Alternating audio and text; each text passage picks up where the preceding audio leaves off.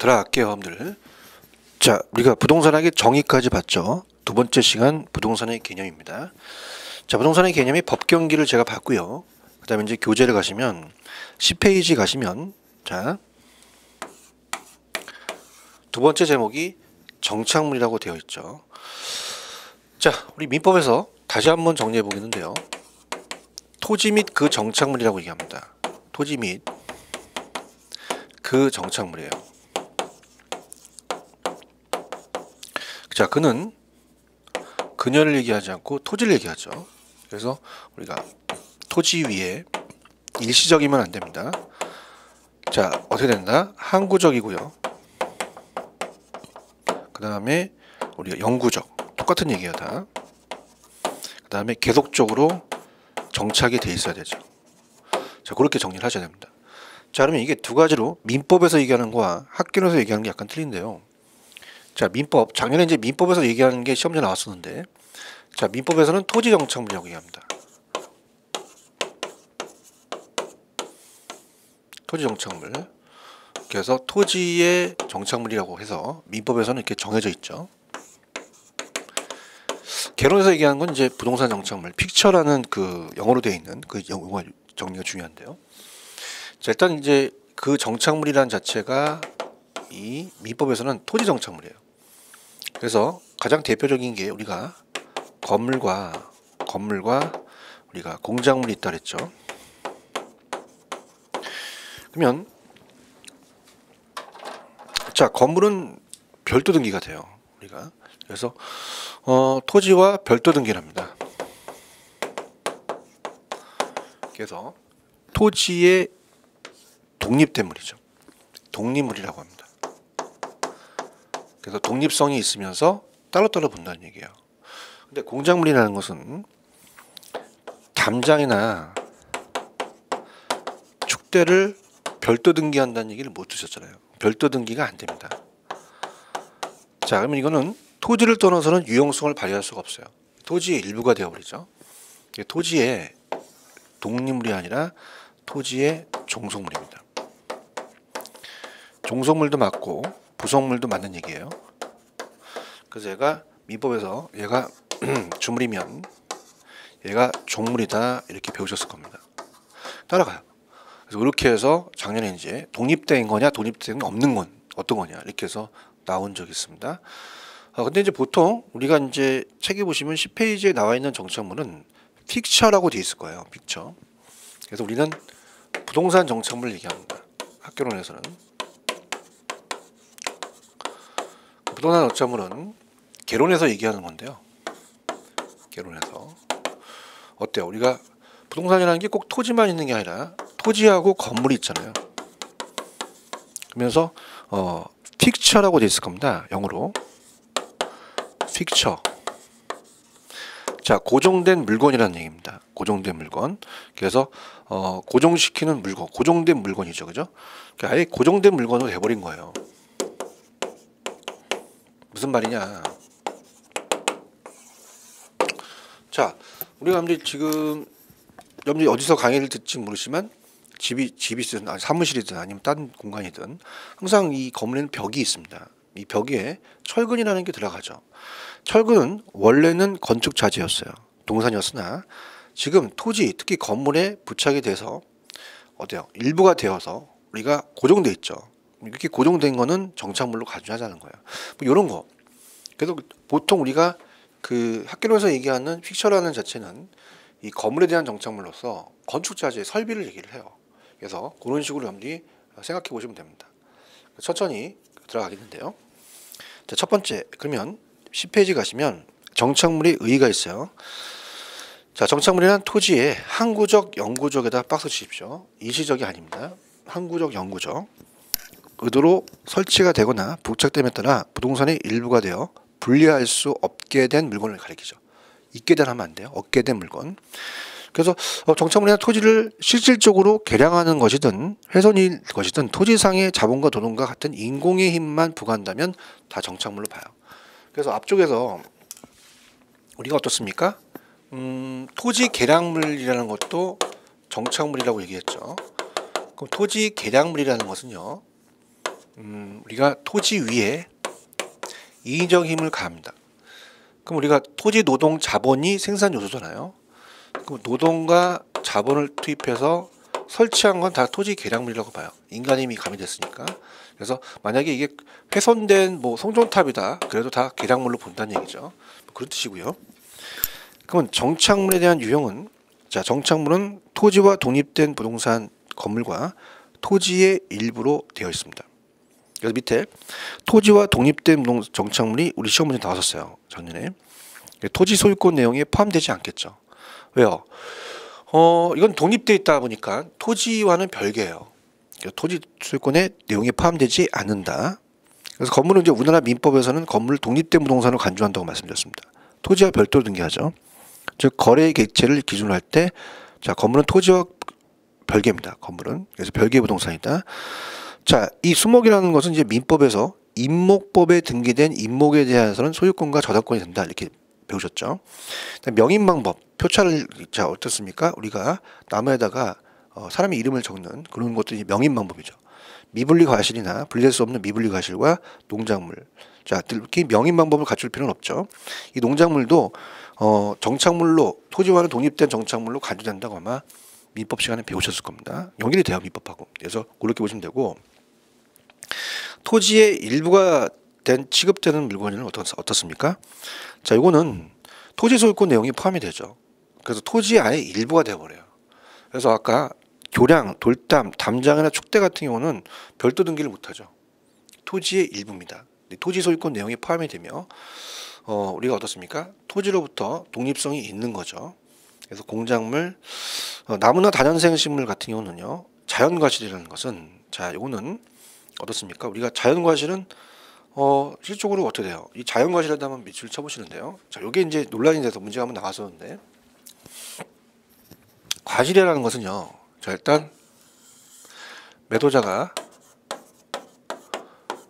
매수자한테 토지를 계약을 합니다. 넘기죠. 그러면 농작물이라고 하는 경작 수확물, 수확물이라는 자체가 자연과실과 인공과실이라는 게 있어요.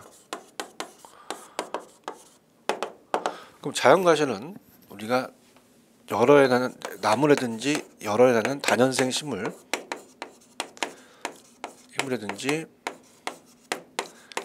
산딸기, 다래 같은 경우는 경작을 요구하지 않아요. 그냥 살에 나는 겁니다. 그럼 이건 되게 뽑으면 치사하거든요. 그래서 그냥 통째로 넘겨버려요. 그래서 이 자연과실은 그냥 토지의 일부가 되어버려서 토지 소유권 내용이 포함이 됩니다. 그래서 정착물로 간주해버리죠. 넘어가니까. 그래서 정착물로 간주되지 않는다고 나왔었어요. 간주된다가 맞고, 때로는 나중에 기출문제를 풀어보겠지만 중개의 대상이 되지 않는 게 아니라 물건에 따라 될 수도 있다라고 하셔야 됩니다. 그렇게. 그다음에 이제 인공과실이라는 게 있어요. 자, 인공과실은 뭐 사람이 심는 벼, 보리, 옥수수, 토마토 같은 거죠. 자, 이건 경작을 요구하거든요. 아까 경작을 요구하지 않았지만 경작을 요구하기 때문에 경작 수확물이라고 합니다. 그럼 이거 뽑는다고 치사하지 않잖아요. 1,000만 원어치 심어놨어. 그러면 뽑고 넘기겠죠. 그럼 이거는 그냥 넘긴 게 아니라 뽑고 넘긴다, 이렇게 되겠죠. 뽑았어요. 뽑았으니까 이거는 정착물이 아니라 동산으로 가죠. 그래서 얘는 동산이다, 이렇게 봅니다. 근데 자연과실은 어떻게 돼요? 토지의 일부가 되어버려서 공작물로서 토지 내역권이 포함이 되면서 같이 따라가는 정착물에 들어간다는 얘기죠. 저렇게. 그래서 지금 나무나 다년생 식물은 정착물로 간주하죠. 토지의 일부가 되어버려서 우리가 양도시 학교 양도가 돼서 정착물로 간주되는데, 미리 가겠지만 11페이지 맨 밑에 가시면 동산에 두 번째 줄에 경작 수확물이라는 게 있습니다. 그럼 경작 수확물은 벼, 보리, 인공과실은 뽑고 넘기거든요. 동산이 됩니다. 그렇게 보시면 돼요. 자, 그다음에 이제 양가로 3번에 보시게 되면 보통 제가 건축 설비를 말씀드린다고 말씀드렸죠. 그래서 이제 그 방법에 따라서 물건의 부동산에 부착된 방법이냐, 조화 및 어떤 적응 정도냐, 당사자의 의도냐, 거래 당사자 간의 관계냐, 이렇게 보는데, 자, 밑에 우리가 1번에 보시면 동그라미 1번에, 그러니까 정착물의 구분 기준을 한번 가볼게요. 정착물의 구분 기준입니다. 가시면 동그라미 1번은 자 물건에 부착된 방법입니다. 그죠? 부착 방법. 자, 여러분들이 지금 강의를 들으시고 계신 그 안에 시계가 있어요. 벽시계가. 벽시계는 저걸 뛴다고 해서 건물에 손상을 안 주거든요. 동산이에요. 근데 벽난로가 있어서 부셨어. 손상을 주죠. 물리적 손상을 주면 정착물로 간주합니다. 근데 그것이 물리적만 아니라 기능 쪽도 포함이 돼요. 자, 예를 들어 지금 여기 형광등이 있어요. 이 강의 드시는데도 형광등이 있습니다. 형광등을 뽑는다고 해서 형광등이 전파사에 있으면 동산이거든요. 근데 이걸 뽑는다고 해서 건물에 금이 가진 않아요. 근데 어떻습니까? 이걸 빼버리면 효용이 떨어지죠. 그래서 이것도 정착물로 간주합니다. 그래서 물리적 손상만 아니라 기능, 효용도 포함이 된다고 보셔야 돼요. 그래서 1번 물리적으로 제거가 불가능하면 정착물로 취급된다. 한편 물리적으로 제거가 가능하더라도 기능적으로 건물의 효용을 제한하게 되면 정착물로 간주한다는 거죠. 그 다음에 자 2번은 어떻습니까? 그 어떠한 물건의 성격이라든지 의도가 있다는 얘기예요. 그래서 이제 우리가 이번에는 성격과 의도, 성격이 있을 거고 의도는 왜 설치했느냐. 자 일단은 어떤 물건이 건물의 특정 위치에 용도에 맞도록 특별히 고안됐다는 건 어떻게 돼요? 처음부터 그 부동산의 용도에 맞게 제작이 됐죠. 창틀이라든지 이런 거. 근데 건물을 항구적으로 설치할 의도가 있다. 자 우리가 보통 여러분들 휘센 에어컨이 위에 달린 것 같은 건 우리가 건물 큰 데 가시면 보시잖아요. 그러면 이 건물주가 왜 달아놨냐면 임대 증진, 이 건물의 가치를 올리거나 임대의 가치를 높이기 위해서 한 거죠. 정착물로 간주한다는 거죠. 그 다음에 이제 4번부터 가는데 자 4번은 이제 임대인과 임차인입니다. 자, 이 관계를 얘기를 해요. 관계. 아주 쉬워요. 근데 건물주가 임대인이잖아요. 건물주가. 건물주는 임대인이기 때문에 임대인 정착물은 죽을 때까지 임대를 하겠죠. 그럼 정착물로 간주를 해요. 근데 보통 임차자는 계약 기간이 2년이면 가야 됩니다. 나가야 되죠. 그럼 임차자 정착물은요. 나중에 어떻게 됩니까? 원상 복귀하라고 그러잖아요. 이거는 정착물이 아니라 동산에 들어가죠. 그죠? 당연한 거죠. 자, 그래서 어떻습니까? 임대인과 임차인 관계가 임대인이 설치한 물건은 정착물로 간주되고 임차인이 설치한 물건은 임차인 정착물은 동산이다. 그렇게 보시면 됩니다. 그래서 밑에 그 임차인 정착물이라는 게 아마 있을 거예요. 그래서 우리가 부동산은 정착물과 구별하여 동산으로 보는 것이 일반적인데 임차자 정착물의 소유권은 임차인에게 기록돼 당연히. 한편 임차인이 설치한 선반 등을 제거하지 않고 그대로 건물 일부로 하겠다는 의사표시가 있다면 정착물로 취급해요. 그게 뭐냐면 거기 위에 동그라미 5번이에요. 만약에 당사자 간의 합의나 계약이 없었을 때는 법적 구분 기준으로 갑니다. 근데 만일 당사자 명확한 그 간에 합의나 계약이 있다? 아, 나 이거 놓고 가겠다. 아니면 계약서에 써가지고 이건 정착물이다 라고 해서 안 놓고 가겠다. 그러면 그건 그걸 따른다는 얘기죠. 보시고 그다음에 동그라미 3번이 조금 우리가 기본소에 없는 내용이죠. 자, 아까는 임대인과 임차인 중에서 임대인 정착물은 정착물이에요. 근데 임차자 정착물은 정착물이 아니죠. 근데 얘가 지금 계약을 하다가 매도자가 돼서 얘한테 이 물건을 매수자한테 팔려고 그래요. 그럼 관계가 매도자 매수인 관계란 말이에요. 그러면 우리가 이제 계약서 썼단 말이에요. 그럼 어떤 물건인지 정착물이 아닌지 분명할 때는 정착물로 간주해서 매수자가로 간다는 게 또 출제가 잘 됩니다. 모의고사에서 그렇게 보시면 되고, 그 다음에 이제 6번이 참 중요합니다. 6번. 자, 6번의 얘기는 뭐냐면 경제적 가치에 크다 작다에 대한 구분 기준이 아니라는 얘기죠. 자, 한번 생각해 보세요. 비싸면 다 부동산이고 싸면 다 동산입니까? 물방울 다이아몬드도 뭐 몇십억 가는 게 있어요. 그죠? 그렇기 때문에 우리가 경제 가치가 크다 작다라는 것을 정착물이 아니다 구분 기준을 하지를 못합니다. 그래서 경제적 가치는 정착물 구분 기준이 아니죠. 그 다음에 설치 비용. 뭐 설치 비용이 더 들어갔다고 해서 정착물은 아니잖아요. 물건의 모양이 또 이상하게 생겼다. 설치 장소가 틀리다. 뭐 고가성. 뭐 이런 것들은 정착물 기준이 아니라는 거지. 비싸다. 공시 원칙은 어떻게 돼요? 아까도 말씀드렸지만 동산과 부동산은 둘 다 공시를 해요. 공시 원칙은 차이가 없어요. 차이가 있다는 건 공시 방법이 차이가 있다는 거죠. 그렇게 보시고요. 맨 밑에 이제 동산으로 가겠습니다. 자, 동산으로 가게 되면 어때요? 우리가 밑에 동산이란 토지나 건물에 항구적으로 부착되어 있지 않아 이동할 수 있는 물건을 얘기해요. 판자집 같은 건 어떻습니까? 우리가 붙어 있어도 조만간 철거를 할 거잖아요. 무허가니까 동산이고. 가식 중의 수목 밑줄. 이 가짜가 거짓 가짜예요. 야, 이 가식적인 놈아, 이런 얘기 많이 하죠. 그러면 일단 임시로 심은 묘목이에요. 그럼 일단 키웠다가 본식을 하니까 동산이죠. 그 다음에 헐어버린 건축물도 동산. 경작수험을 했잖아요. 인공가실로서 뽑고 넘기니까 동산이다. 그러면 밑에 박스에다 별표처럼 보세요. 자, 임대인 정착물은 정착물로 취급합니다. 근데 임차인 정착물은 동산이죠. 거래 농업 가사는요. 거래는 만약에 임차인이 학원을 해서 학원 상담 테이블을 갖다 놨어요. 사업을 하기 위해서. 그럼 나중에 계약이 끝나면 가져가야죠. 그 다음에 농업은 갑돌이가 을돌이 땅에다가 농사 짓기 위해서 농기구 창고를 만들었습니다. 그럼 임대차 계약이 끝나면 또 철거를 해야죠. 가사정착물은 보통 우리가 임대주택 어떻습니까? 죽어요. 블라인드나 커튼 달게 되면 다시 뛰어가야죠. 자, 부동산 정착물로 취급되는 것은 자연과실, 자연생식물 정착물로 취급돼요. 경작 목적이 아닌 수목. 근데 동산은 아까 경작 수목을 뽑고 넘기기 때문에 동산입니다. 그 다음에 가식 중의 수목도 동산이다. 이렇게 가져가시고요. 넘겨볼게요. 자, 넘기시면 이제 복합 부동산이라는 게 아마 나올 겁니다. 자, 지금 이제 요거 페이지를 바꿔서요. 이제 들어가기 전에 자, 요거 다시 한번 볼게요. 자, 학교론 자체가 우리가 이론이다 보니까 한번 이렇게 그 내용을 다시 한번 훑어드리는 게 굉장히 좋습니다. 그래서 자, 이 민법에서는 토지 및 그 정착물을 우리가 정착물로 부르는데 이 그는 근역이 아니라 토지다. 일시적이 아니라 항구적, 영구적, 계속적이고 토지 위에 설치해서 인위적인 힘을 가해서 노동과 자본을 투입해서 훼손된 송돈탑이라고 해도 정착물로 간주한다. 자, 우리는 토지 및 그 정착물은 민법에서 얘기합니다. 토지 정착물 얘기하죠. 그래서 민법은 건물은 별도 등기가 되고 공작물은 별도 등기가 안 되죠.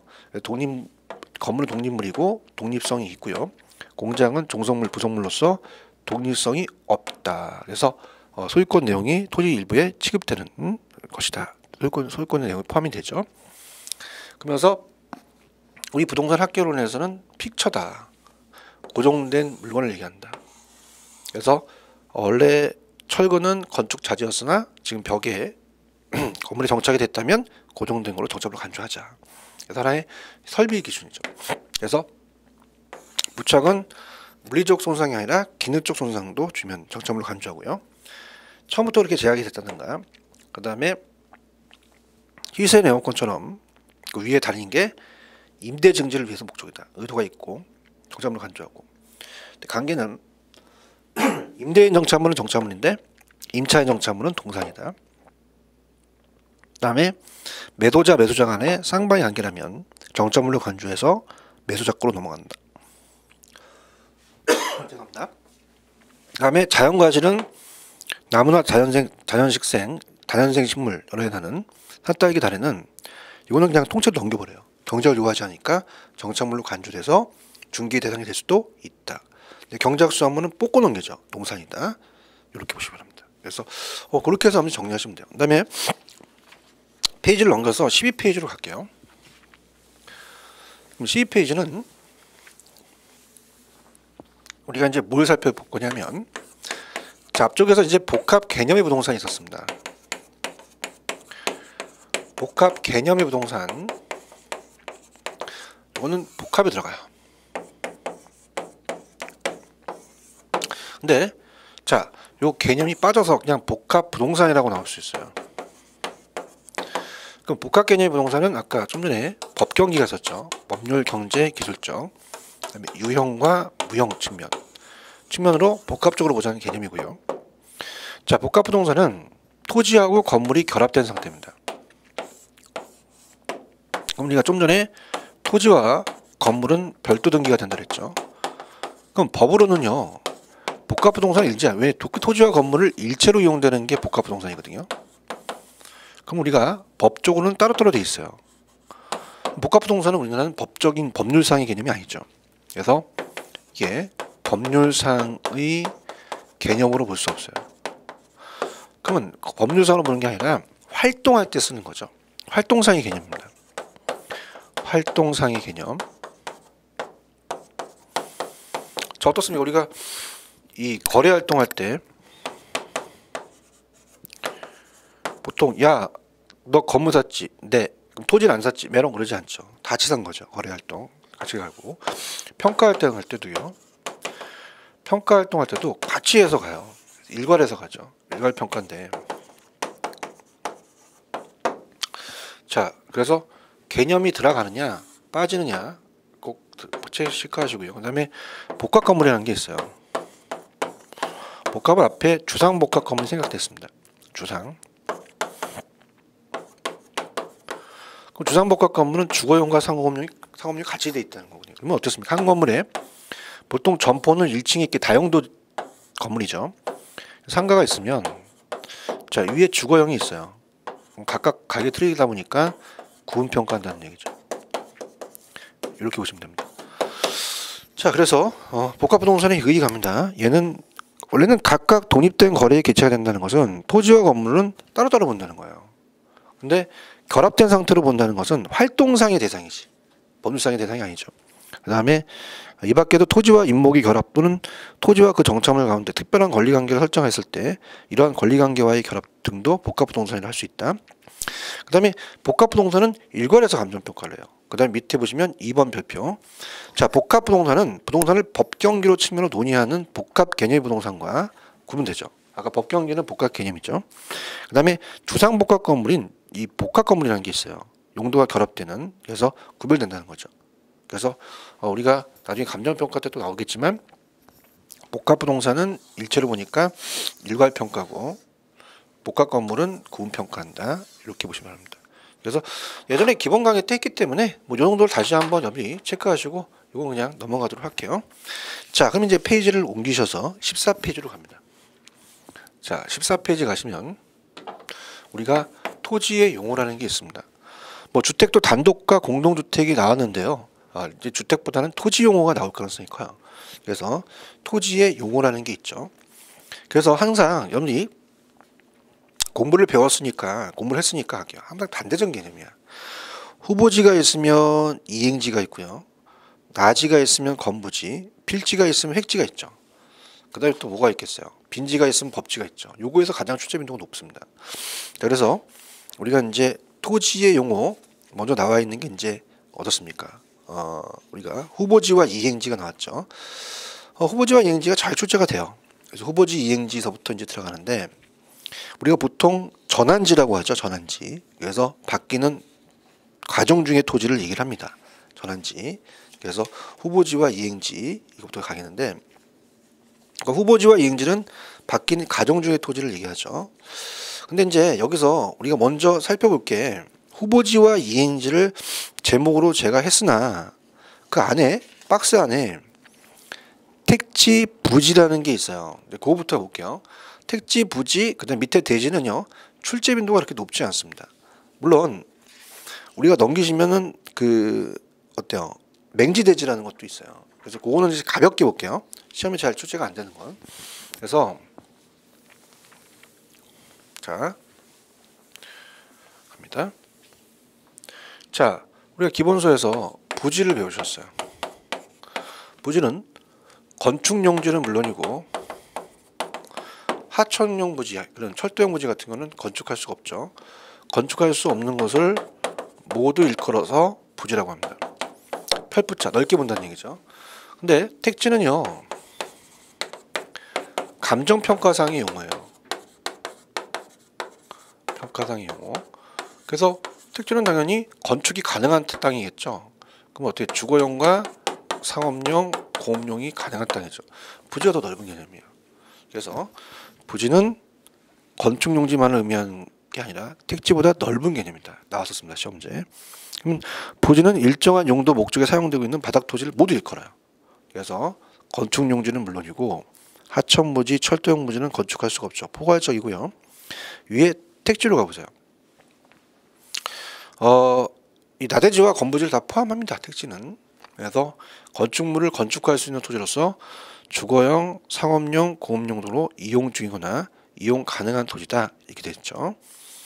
그 다음에 이제 맨 밑에 가시면 대지라는 게 있어요. 이게 논란이 될 수 있어요. 대지가 이게 대신할 대자에다가 흑토자를 써서 집터로서의 터대자입니다. 자, 이제 여러분들이 어떻습니까?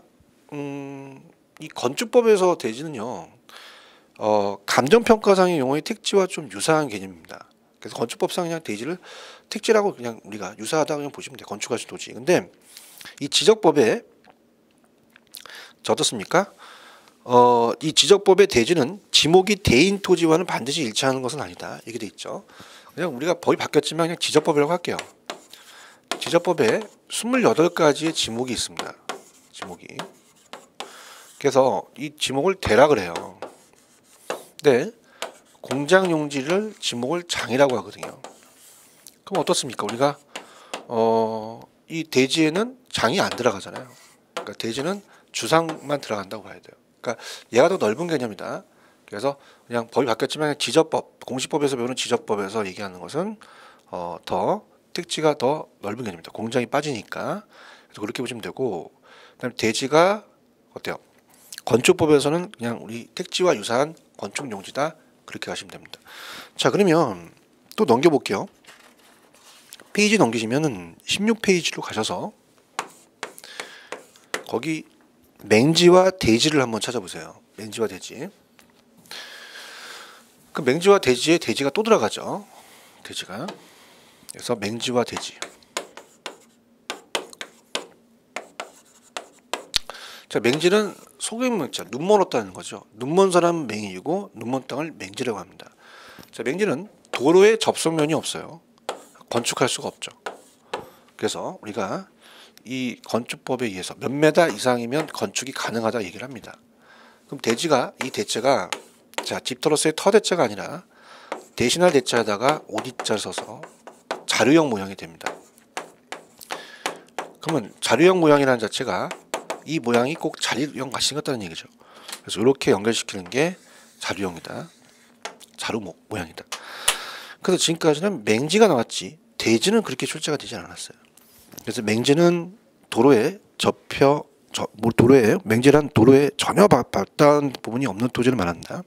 그래서 건축법에 의해서 건물을 세울 수가 없습니다. 이거 중요합니다.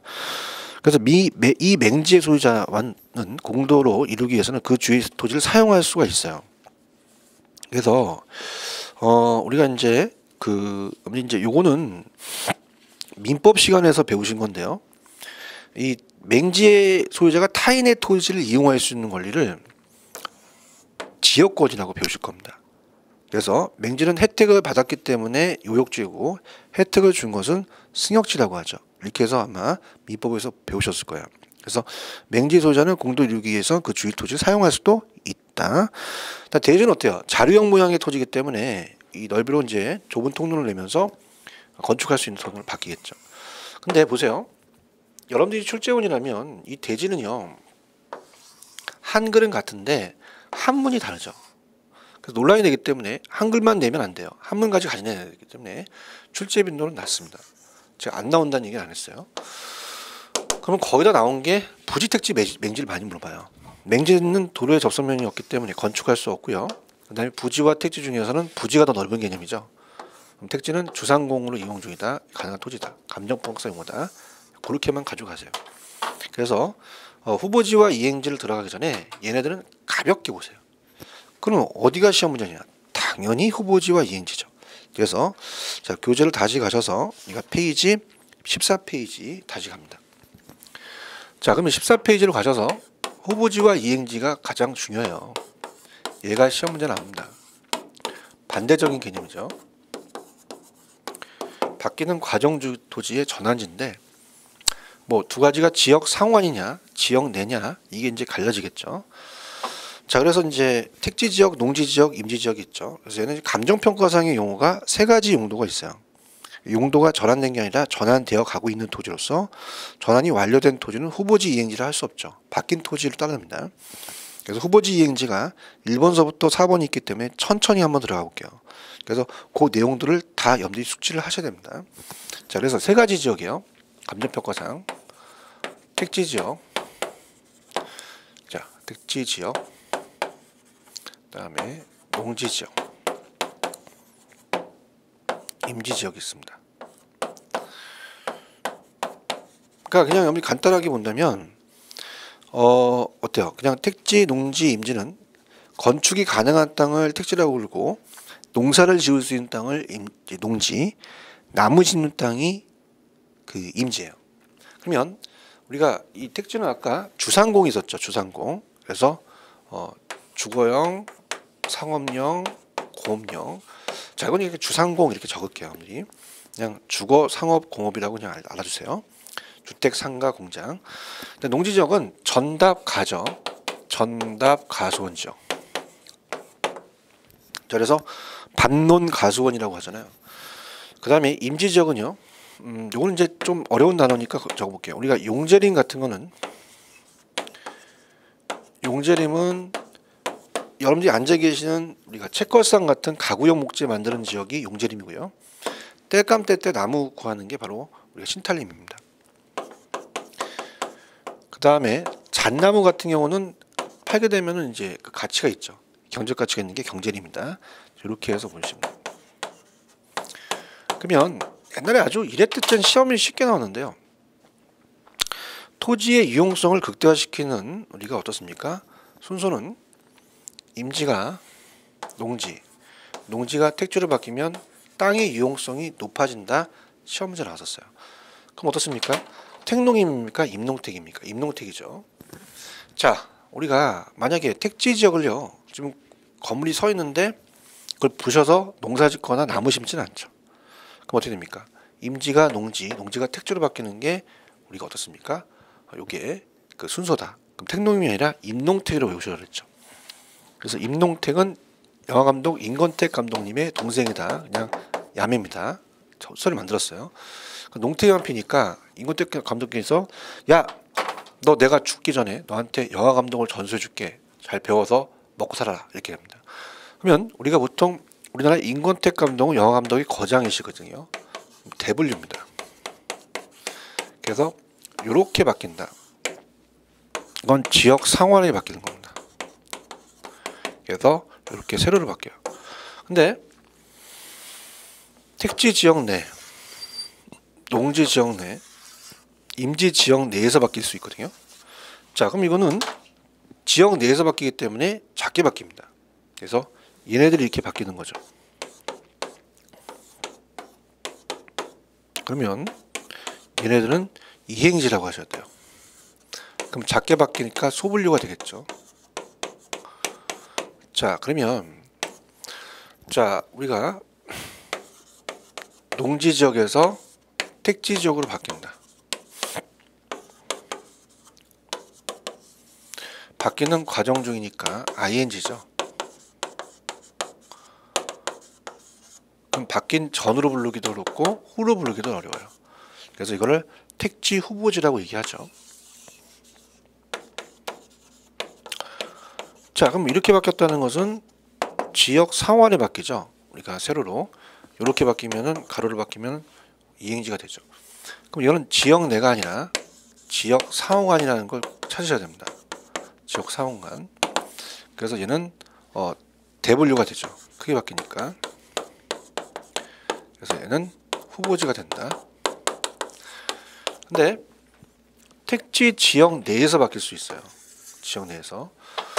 그러면 얘는 택지 지역 안에서 우리가 주거용이 상업지로 바뀝니다. 바뀌는 과정 중이죠. 자, 그럼 이거는 지역 상호간이 아니라 지역 내에서 바뀌겠죠. 지역 내. 그럼 이건 작게 바뀌니까 소분류가 되죠. 소분류. 그래서 얘는 여러분들 이행지가 됩니다. 그럼 얘를 바꿔서 나올 수가 있거든요. 그러면 편법. 자, 상이라는 글씨가 나오면 후보입니다. 자, 우리가 연말에 대종상이나 아니면 연기 대상을 탈 때 자, 항상 상을 타려면 후보들이 대기실에서 기다리고 있죠. 왜? 상 받으려고. 그럼 상이라는 글씨가 나오면 무조건 후보지를 찍으셔야 돼요. 근데 지역 내다? 그럼 이건 이행지다. 뭐 이렇게 해서 보시면 됩니다. 가볼까요? 자, 1번. 후보지는 용도적 지역 중 택지 지역, 농지 지역, 임지 지역, 상호간이라는 게 있잖아. 상, 후보 상. 상호간에 전환되고 있는 토지. 전환된도 틀려요. 전환되고 있는이 맞죠. 그 다음에 이행지는 택지 지역, 농지 지역, 임지 지역, 각 용도 지역 내에서 바뀌죠. 지역 내에서. 그렇게 봅니다. 이행 과정에 있는 토지를 말한다. 그 다음에 이제 3번이 좀 어려운데요.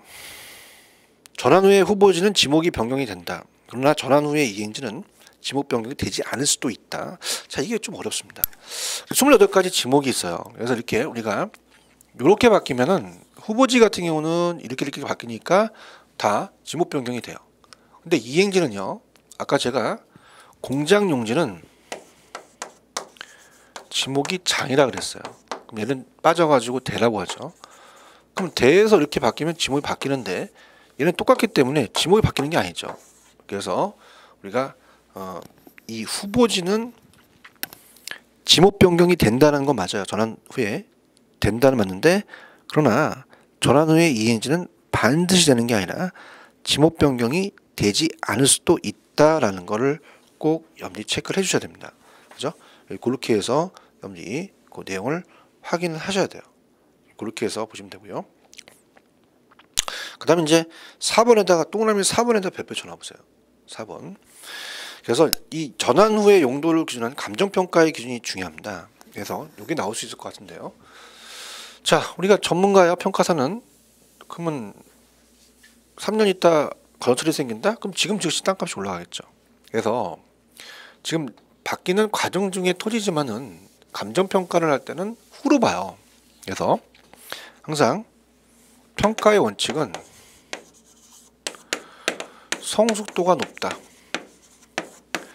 자, 성숙도가 높다 낮다라는 얘기는요. 우리가 아직 농지라는 것은 미성숙지입니다. 택지를 개발하면 성숙지로 바로 바꿔버리시겠죠. 성숙할 수 있는 땅에 대한 것을 바뀌는 과정이 빨리 바뀌면 성숙도가 높다는 얘기예요. 그러면 우리가 전과 후를 보면 당연히 후를 보겠죠. 후로 보는 게 원칙이에요. 그죠? 그래서 이제 전환 후의 용도를 기준하는 것이 원칙입니다. 근데 원칙만 있는 게 아니라 예외도 있겠죠. 예외는 성숙도가 낮아요. 성숙도가 낮아서 농지가 택지로 바뀐다는 걸 발표됐는데 10년째 안 바뀌어. 짜증나 죽겠어. 그럼 택지가 아니라 농지로 보이죠. 그러면 후로 보는 게 아니라 전으로 본단 말이에요. 오히려 전으로 보는 게지 후로 보는 게 아니다. 자, 그러면 또 우리가 재미있게 한번 갑시다. 또 지루하신데 갑돌이가 고시생이란 말이에요. 고시 공부를 해요. 그래서 이제 얘가 지금은 쓰레빠 신고 주링이 있고 배고프니까 빼짝 마르고 그다음에 이제 얼굴도 푸시푸시 해서 못 먹었는지 영양식 쪽을는지 얼굴도 푸시푸시 해요. 그럼 얘가 있는데 얘는 판사와 검사가 될 것 같아요. 바뀌는 가정 중이죠. 물론 요새 로스쿨이 있긴 하지만 옛날 본다면 그럼 신림동 고시촌에서 열심히 공부를 하고 있어요. 그럼 전과 후를 봤을 때 항상 을순위가 따라 붙습니다. 왜요? 판사와 검사 가치가 있으니까. 그러면 완전 되면 대박이거든요. 그럼 이 스레파가 당연히 고급 수영차로 보이죠. 후를 봅니다. 갔다가 막 바치겠죠. 신발도 사주고 추리닝도 사주고 밥도 사주고. 그래서 이 추리닝이 고급 저택을 보겠죠. 어머나, 그러면 후로 하는 게 원칙이란 말이에요. 근데 예외는요 안 바뀌어. 10년째 계속 짜증나. 그래도 오늘 갔더니 이 스레빠가 수영차가 아니라 스레빠로 보여. 그럼 전으로 간다는 얘기죠. 그래서 얘가 굉장히 중요해요. 그래서 엄지 이 나지와 건부지라는 오른쪽은 조금 제가 시간이 좀 걸릴 것 같습니다.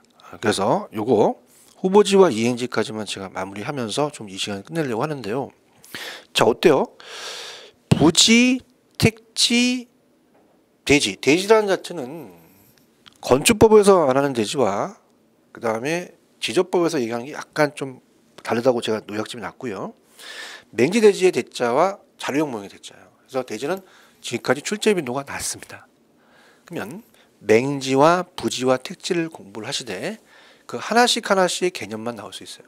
근데 우리 시험 문제는요, 바꿔내는 거잖아요. 그럼 후보지와 이행지는 전환이 되니 아니라 되고 있는이고요. 전환이 완료되면 후보지의 이행지를 할 수가 없죠. 바뀐 토지로 부르겠죠. 만약에 대통령 후보가 이제 예전에 박근혜 대통령이 되기 전에 후보들이 많았잖아요. 근데 지금 박근혜 대통령이 대통령이시죠. 그러면 박근혜 대통령 분한테 오늘 가서 아직 후보지요. 그러면 대통령이 싫어하시죠. 그러면 대통령으로 불러야 돼요. 바뀌면. 그래서 바뀌는 과정 중이 후보지 바뀌면 대통령이 된다는 거죠.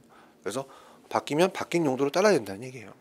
그다음에 자, 편법합니다. 후보지와 이행지가 지역 상호간에 바뀐다. 그럼 상호간은 어떻습니까? 상자가 붙었어요. 그럼 상자가 붙으면은 이거는 상을 받으니까 후보가 되죠. 근데 지역 내에서 바뀐다. 그럼 이행지가 됩니다. 그래서 그렇게 해서 보시고 택농임이 아니라 임농택이야. 임농택은 임권택 감독의 동생이다. 거장시다. 대분류. 지역 상호는 후보지, 지역 내는 이행지다. 그 다음에 어떻게 돼요? 이 전dak가가 택지로 바뀌게 되면 지목 변경이 돼요. 근데 이행지는 반드시 되는 게 아니라 되지 않을 수도 있다. 자, 감정평가에서 전환 후의 용도로 따지는 게 원칙입니다. 성적이 낮은 경우는 전환전을 할 수 있다. 이렇게 해서 마무리할게요. 그래서 건부지와 나지까지 들어가는 건 좀 시간이 걸릴 것 같습니다. 이건 제가 다음 시간에 하도록 하죠. 자, 이번 시간 여기까지입니다. 나지 건부는 다음 시간에 뵙도록 할게요. 자, 수고하셨습니다.